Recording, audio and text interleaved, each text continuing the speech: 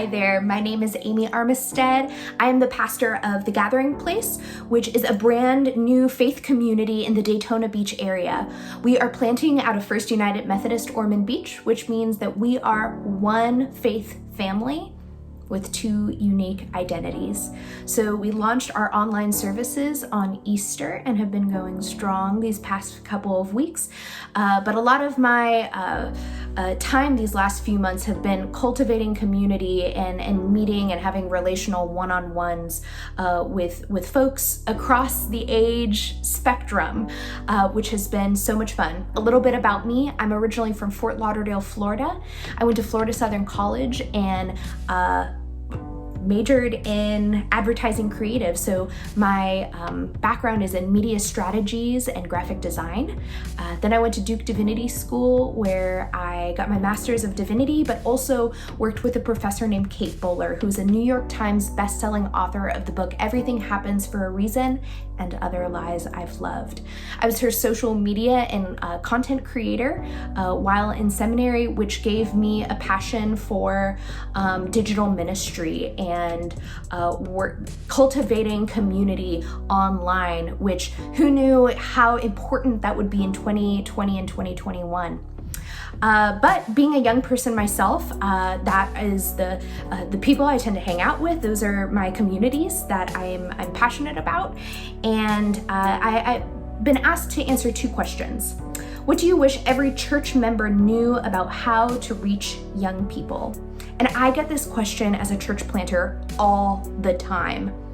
Folks are constantly asking, how do we get young people back in the doors? And I wish people knew to ask better questions, that shouldn't be the question. The question is, where are young people already finding meaning? And odds are they're not in the pews.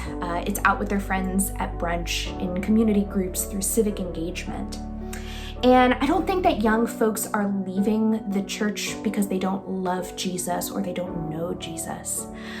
Folks who grew up in faith communities often sang that song, "Lord, break my heart for what breaks yours." And then they left high school, maybe joined a campus ministry.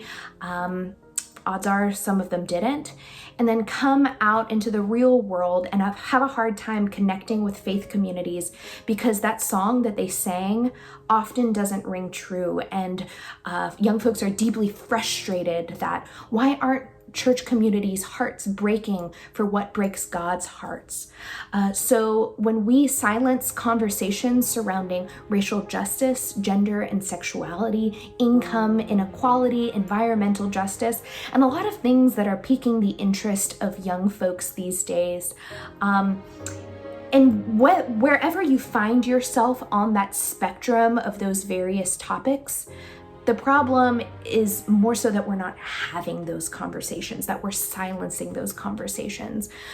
So young people are going towards civic engagement in other ways and trying to find meaning in different organizations where that need can be met, where they can feel like they're doing good. So the key is to start having those conversations, as uncomfortable as they might be and as varied they might be in your specific context. Well, what is the worst thing that you have seen a church do that turns away younger congregations? This is pretty self-explanatory, but unfortunately I've been on the receiving end of these comments a lot. Don't complain about young people or use name calling like millennials and Gen Z are lazy or whiny. They complain all the time. They're entitled. They're snowflakes. These aren't gonna get us in the door. So speak kindly about younger generations and try to find the positive attributes that most certainly exist within these new cultures and new demographics. Another thing, that word, how do we get young people in the door? Eliminate "in the door" from your vocabulary and go out into your community. What would book studies at breweries or wine bars look like. Maybe host a food truck rally in your front lawn. Have a booth at a downtown local farmers market, or host events when there's something going on, like a First Friday.